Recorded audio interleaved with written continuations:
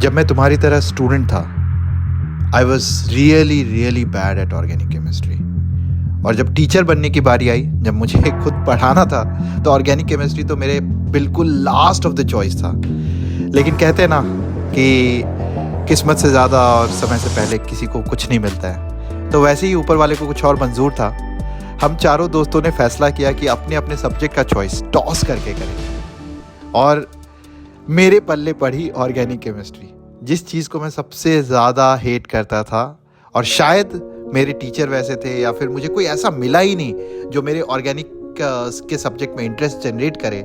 इस वजह से I hated organic chemistry and I finally got to become an organic chemistry teacher. अब ये मैं कहानी आपको क्यों सुना रहा हूँ बच्चों?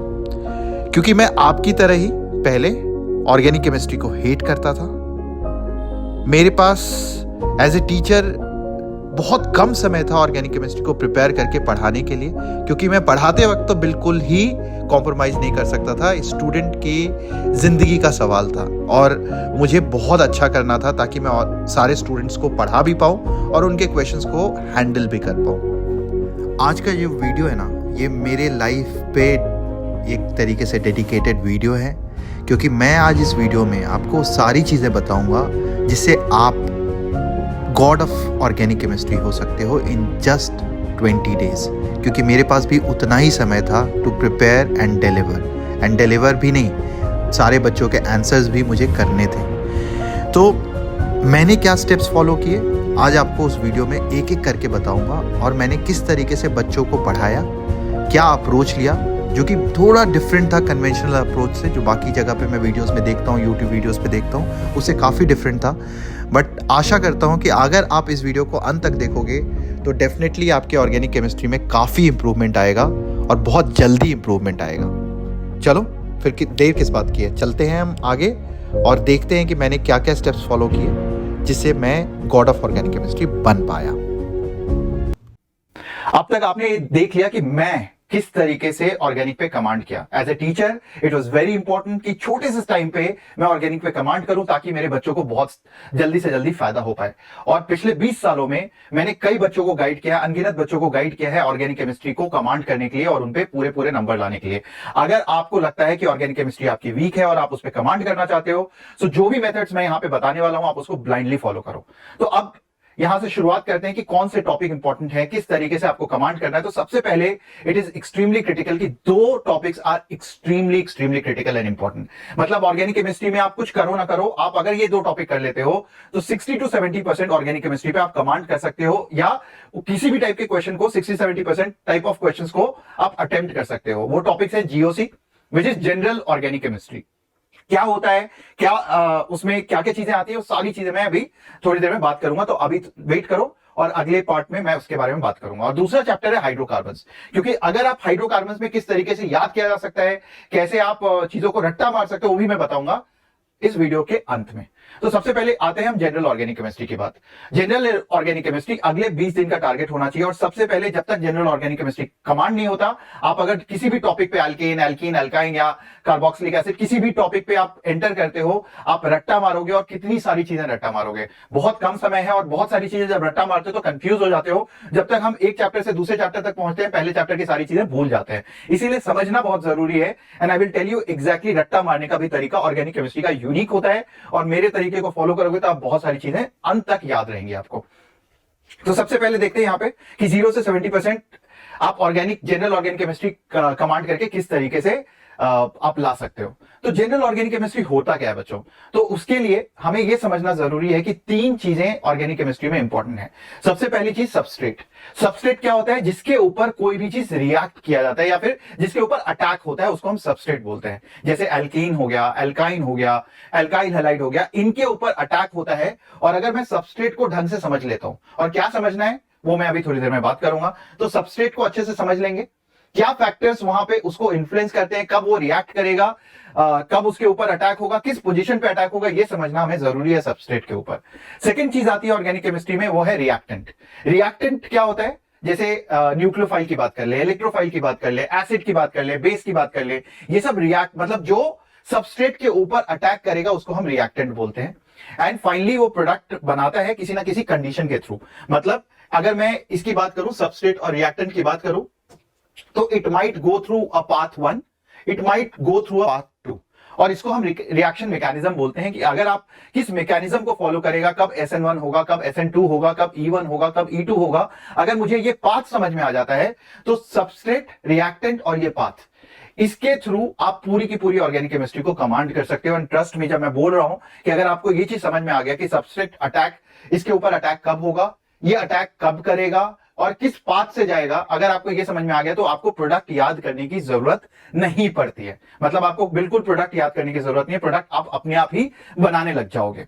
नाउ सबस्ट्रेट क्या होता है और कौन से फैक्टर्स उसको इन्फ्लुएंस करते हैं, इसमें आपको जो समझना है वो ये सारी चीजें समझनी है कि इंडक्टिव इफेक्ट क्या होता है, या मेसोमेरिक या रेजोनेंस क्या होता है, मेसोमेरिक इफेक्ट या इलेक्ट्रोमेरिक इफेक्ट क्या होता है, रेजोनेंस क्या होता है, हाइपर कॉन्जुगेशन क्या होता है, स्टेरिक हिंड्रेंस क्या होता है। ये जब सारी चीजें आप समझ लेते हो, मतलब आपने सबस्ट्रेट के बारे में समझ लिया। जैसे एग्जांपल करूं कि अगर अल्काइल हैलाइड है तो अल्काइल हैलाइड में because of polar nature, halide का पोलर नेचर की वजह से कार्बन और हैलाइड के बीच में कितना डिस्प्लेसमेंट होता है, और therefore this bond becomes week, और यहां पे सब्स्टिट्यूशन हो सकता है, and therefore it favours substitution. कई केसेस में एलिमिनेशन भी हो सकता है। तो सब्स्टिट्यूशन और एलिमिनेशन विच इज मैकेनिज्म, वो समझने के लिए पहले आपको किसको समझना होगा, सबस्ट्रेट को समझना होगा, and therefore substrate is extremely critical and important. ये चीज समझ में आई आपको? तो ये सारी चीजें आपको समझने की जरूरत है। कहां से समझना है, अंत में वीडियो में बताऊंगा कि कौन सी किताब से ये सारी चीजें जल्दी से समझ सकते हो। इसीलिए मैंने 20 दिन की बात करी है। 20 दिन में ऐसी कौन सी किताब करी जिससे आपको सबस्ट्रेट की जितनी भी चीजें रखी हैं या जो लिखी हैं यहां पे, वो आप आसानी से समझ पाओ। ठीक है। रिएक्टेंट क्या होता है बच्चों? इलेक्ट्रोफिलिक या न्यूक्लियोफिलिक एजेंट्स होते हैं, या फिर न्यूक्लियोफाइल या बेस हो सकता है, ऑक्सीडाइजिंग रिड्यूसिंग एजेंट्स हो सकते हैं। ये सारी चीजें डिफरेंट तरीके से अटैक करती हैं, और कब अटैक करती हैं ये सारी चीजें हम समझेंगे, बट इतना ज्यादा इसको डेप्थ में नहीं लेके जाएंगे। ये धीरे धीरे धीरे प्रैक्टिस के साथ अपने आप ही समझ में आ जाएगा कि LiLH4 NaBH4, अगर मैं दो आपको इस तरीके का रिड्यूसिंग एजेंट दे दूं तो LiLH4 किस टाइप का रिड्यूसिंग एजेंट है, NaBH4 किस टाइप का रिड्यूसिंग एजेंट है, और आपको यह समझ में आ गया कि LiLH4 अगर एल्यूमिनियम का साइज और NaBH4 में बोरॉन का साइज, उसकी वजह से हाइड्रोजन जो है वो किस तरीके से अटैक करता है, कब स्टेरिक हिंड्रेंस आ जाता है, कब नहीं आ जाता है। अगर आपको LiLH4 और NaBH4 का शेप समझ में आ जाएगा तो आप रिएक्टेंट को समझने लग जाओगे, and that is very important और क्रिटिकल। तो इसीलिए ये आपको समझना जरूरी है, and it will help you understand the reactant in depth. Again finally हम बात करते हैं सॉल्वेंट की, कि किस तरह के सॉल्वेंट, क्योंकि अलग अलग सॉल्वेंट में सेम जो सबस्ट्रेट है, सेम रिएक्टेंट अलग अलग तरीके से बिहेव कर सकते हैं। जैसे पोलर हो गया, पोलर प्रोटिक हो गया, या पोलर एप्रोटिक हो गया, या फिर नॉन पोलर सॉल्वेंट हो गया। Most of the organic compounds are non polar, and therefore we use non polar solvents. But कई जगह पे पोलर सॉल्वेंट यूज करेंगे तो वहां हाइड्रोजन बॉन्डिंग हो जाएगा, और इसीलिए कई जगह पे हम पोलर अप्रोटिक सॉल्वेंट यूज करते हैं जहां हाइड्रोजन बॉन्डिंग को अवॉइड करना होता है। अगर आपको ये अभी समझ में नहीं आ रहा, आपको लग रहा पता नहीं सर क्या बोल रहे हैं, तो अगले 20 दिन तक जो मैं बोल रहा हूं ना, जो किताबें बोल रहा हूं, जैसे बोल रहा हूं, इसी सीक्वेंस में उस किताब में दी हुई हैं चीजें। इसलिए आप अगर उस किताब को रीड करोगे तो आपको अच्छे से सब कुछ समझ में आ जाएगा। ठीक है। Polar, non polar, polar aprotic, ये सारी चीजें आपको समझ में आने लग जाएंगी। देन फाइनली किस पाथ से जा रहा है पार्टिकल, मतलब जब सबस्ट्रेट पे अटैक हुआ तो कुछ इंटरमीडिएट बनता है, जैसे कार्बोकैटायन, कार्बन आयन, या फिर फ्री रेडिकल, और वो किस पाथ से जाएगा, सब्स्टिट्यूशन वाला पाथ जाएगा, विच इज एक ही स्टेप में चीजें हो जाएंगी या 2 स्टेप में होंगी, पहले कुछ बड़ा फिर रीअरेंज होगा और फिर फाइनल प्रोडक्ट बनेगा। इसको समझने के लिए हम रिएक्शन मैकेनिज्म समझते हैं, which is SN1, SN2, SNI, E1, E2 and E1CB। ये सारी चीजें हम समझते हैं, और एक बार ये सारी चीजें समझ में आ गई तो ट्रस्ट मी प्रोडक्ट बनाना बहुत आसान होगा। और बहुत सारे बच्चे इसको नहीं अप्रोच करते हुए वो क्या करते हैं, कॉर्नर केसेस ढूंढते हैं कि यार सर ने लिखवाया, ये 10 चीजें याद कर लेते हैं, कॉर्नर केस है भाई, 11वां कॉर्नर केस पूछ दिया तो therefore it is very important that organic का जो डर होता है ना, वो इसलिए होता है क्योंकि हम उसको शायद याद करने के अप्रोच से फॉलो करते हैं, या फिर हम रट्टा मार रहे होते हैं। और रट्टा मारना चाहिए, but there are certain ways of doing रट्टा, वो अभी हम थोड़ी देर में बात करेंगे। अब आते हैं कि एक्चुअली रट्टा कैसे मारना है, जो इतने देर से बात कर रहा था।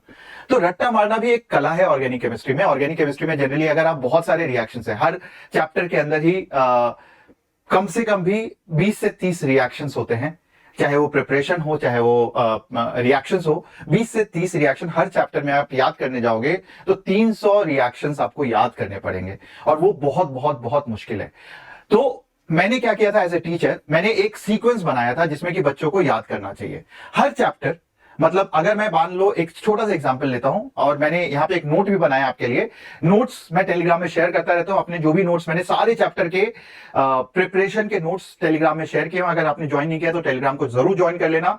फाउंडर्स चैनल है, और वेदांतु का फाउंडर्स चैनल, एंड वहां पे मैं ऑर्गेनिक की बहुत सारी चीजें, पर्सनल नोट्स मैं शेयर करता रहता हूं वहां पे बच्चों के साथ। तो एक एग्जाम्पल लेते हैं अल्काइल हैलाइड। अगर मुझे अल्काइल हैलाइड के सारे प्रिपरेशन याद करने हैं, तो ये याद रखना बच्चों, अल्काइल हैलाइड से या एल्केन से, एल्कीन से जब आप सारे चैप्टर के केवल प्रिपरेशन याद कर लेते हो तो 90% ऑफ रिएक्शन किसी ना किसी चैप्टर का कवर हो जाता है। इसीलिए सबसे पहला याद करने का जो तरीका होता है वो ये होता है कि आप प्रिपरेशन को याद करो। किसको याद करो? प्रिपरेशन को याद करो। फॉर एग्जाम्पल, मैं पहले सारे चैप्टर्स की लिस्ट लिख लूंगा कि अल्काइल हैलाइड एल्केन से कोई डायरेक्ट मेथड से बनता है क्या, एल्कीन से कोई डायरेक्ट मेथड से बनता है क्या। तो ये जितने भी चैप्टर्स हैं पहले मैं सीक्वेंस लिखूंगा। बार बार जब आप ये सीक्वेंस लिखते हो तो आपके दिमाग में ना एक स्ट्रक्चर बनना शुरू होता है कि पहले एल्केन आएगा, फिर मैं उससे रिएक्शन देखूंगा, फिर एल्कीन आएगा, फिर मैं उससे रिएक्शन देखूंगा, फिर मैं एल्काइन आएगा, फिर उससे कुछ रिएक्शन देखूंगा। एंड बार बार जब मैं इन चैप्टर्स के थ्रू इनके रिएक्शंस लिखना शुरू करता हूं तो मुझे याद होना शुरू हो जाता है। जैसे एक एग्जांपल लेते हैं, एल्केन से अगर मैं देखूं तो क्या कोई मेथड है जिससे मैं डायरेक्टली अल्काइल हैलाइड बना सकता हूं? यस। एल्कीन से कोई है क्या? तो मैंने सारे रिएक्शन जो भी एनसीईआरटी में लिखे हैं वो सब एक जगह लिख दिया, और वो मैं नोट्स आपको टेलीग्राम में वैसे भी शेयर करूंगा हर चैप्टर का प्रिपरेशन। तो आप जब इस तरीके से सारी चीजें याद करोगे, अल्काइल हैलाइड से कोई रिएक्शन है क्या जो कि डायरेक्टली दूसरे अल्काइल हैलाइड में कन्वर्ट कर देता है, and therefore we will write down all those things. Alcohol से अल्काइल हैलाइड बनाना है तो कोई रिएक्शन है क्या, एंड अल्कोहल से अगर अल्काइल हैलाइड बनाना है तो मतलब ऑक्सीजन हटाना है। इन चीजों में हम किस टाइप का एजेंट यूज कर रहे हैं वो देखना जरूरी है। क्या हम रिड्यूसिंग एजेंट यूज करते हैं, क्या हम ऑक्सीडाइजिंग एजेंट यूज करते हैं? ऑक्सीडाइज करेंगे तो ये और ऑक्सीजन आ जाएगा, और रिड्यूस करेंगे तो ऑक्सीजन चला जाएगा, and therefore we are using these agents. कौन सा एजेंट क्या प्रोडक्ट बनाता है ये हमें पता होना जरूरी है। जब आप इस तरीके से सारी चीजें याद कर रहे होते हो, सीक्वेंस में याद कर रहे होते हो, तो आप ये याद करो, ये समझो कि जब तक एल्केन से आप लास्ट चैप्टर तक पहुंचते हो, you will remember almost 90% of organic reactions. तो याद और रट्टा मारने का भी एक तरीका होता है, और वो तरीका आपको समझना जरूरी है। And this is my method, APs method आप बोल सकते हो। मैंने इस तरीके से अपनी जिंदगी के पहले 5-6 साल जब पढ़ा रहा था मैं, तो trust me, my students did Marvel in organic chemistry. वो तो मेरा फिजिक्स का बहुत ज्यादा प्यार है जो मुझे फिजिक्स की ओर खींच लाया, और उसके पीछे स्टोरी कुछ और थी बच्चों।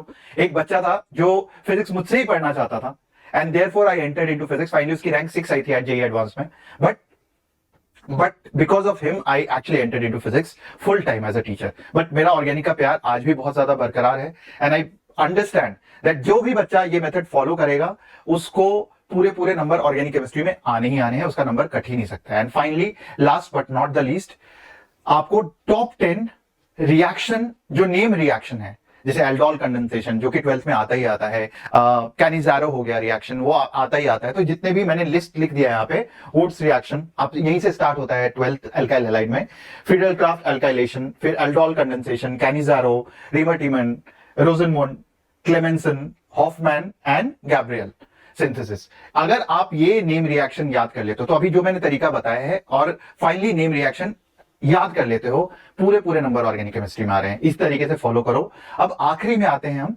बुक्स की। मैं बताया था कि किस तरीके से मैंने कुछ बुक्स फॉलो करी थी।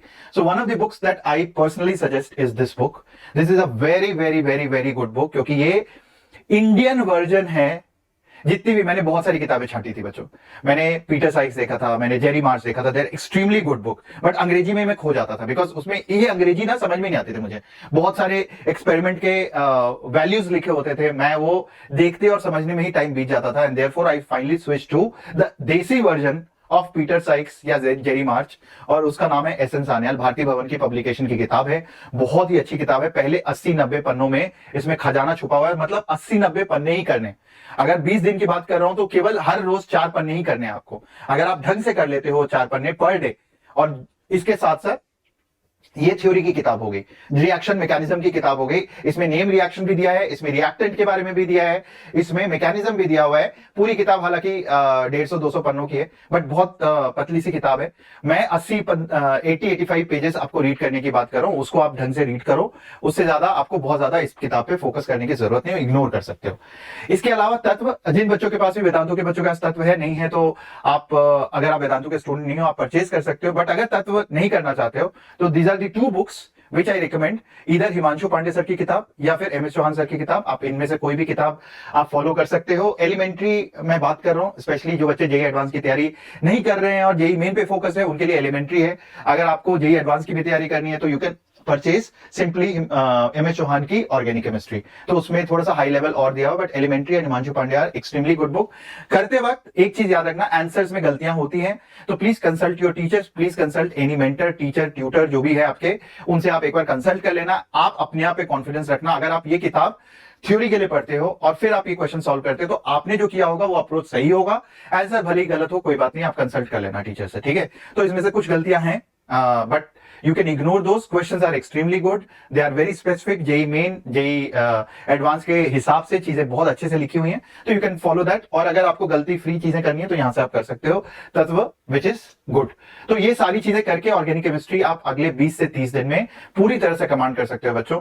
एंड ट्रस्ट मी, अगर आप ये वीडियो यहां तक देख रहे हो तो डेफिनेटली यू विल इंप्लीमेंट। आंख बंद करके एक बार प्रण करो कि यस, मैं आज से ये सारी चीजें फॉलो करूंगा, ऑर्गेनिक केमिस्ट्री में मैं गॉड बनने वाला हूं। I am going to become the God of organic chemistry in just next 20 to 30 days, ठीक है। प्रण करो और definitely this will come true. आपको शिद्दत से मेहनत करनी है, जो तरीका मैंने बोला है वो तरीके से फॉलो करना है। एंड ये नहीं कि मैंने अभी ये किया, फिर यहां से जंप कर गए, फिर यहां से यहां जंप कर गए, 10 चीजें कर रहे, एक वीडियो और देख लिया, वहां से कुछ और बोला, वो कुछ करने लगे, तो तब बिल्कुल भी नहीं बनने वाले। आपको जो तरीका आपको समझ में आता है, अच्छा है, कोई भी मेंटर जो भी आपको बताते हैं, जो तरीका आपको लगता है बेस्ट है, आप उसको फॉलो करो। If you follow this my method, I'm guaranteeing you are actually going to succeed in organic chemistry and you are going to get 100% marks, almost full marks in organic chemistry, and I have seen that in the past so many years। मतलब मेरे बहुत सारे बच्चों ने organic को तो फोड़ फाड़ मचाया है। तो with this, thank you very much बच्चों, and all the very best, looking forward to see you in my next video. या बहुत सारी वीडियोस हम करेंगे, स्पेशली एग्जाम आ रहा है, तो I know strategy is also very important, और इस चैनल पे आपको भर भर के ऐसे स्ट्रेटेजिक वीडियोस मिलेंगे, तो आप प्लीज इसको सब्सक्राइब कर लो। एंड हार्ट जरूरी है, कमेंट बॉक्स में भी डाल देना थोड़ा सा, it motivates me to do more videos. And कम वीडियोस करता हूं, but I try to be very specific, ताकि आपको काफी हेल्प मिले। स्पेशली जो बच्चे वेदांतों से जुड़े हैं उनके लिए ये चैनल बहुत ही अच्छा और बहुत ही इंपॉर्टेंट है, क्योंकि बहुत सारी चीजें हर क्लास में, हर बैच में जाना मुश्किल होता है। तो मैं यहीं पे कोशिश करता हूं कि आपके लिए वीडियोस बना दूं, and they are all very strategic in nature, specially dedicated to all those students who are serious, who really want to implement and improve. अगर आप इंप्रूव नहीं करना चाहते हो, दिन रात टाइम वेस्ट करना चाहते हो, बी माई गेस्ट, बट जो बच्चा सच में इंप्रूव करना चाहते हो उसके लिए चैनल खजाना है। Please follow this channel and share it with as many friends as possible. जितने लोगों को शेयर करोगे उतनी दुआएं मिलेंगी, जितनी दुआएं मिलेंगी उतना आपके रैंक इंप्रूव होगी। So all the best my dear friends and students, love you.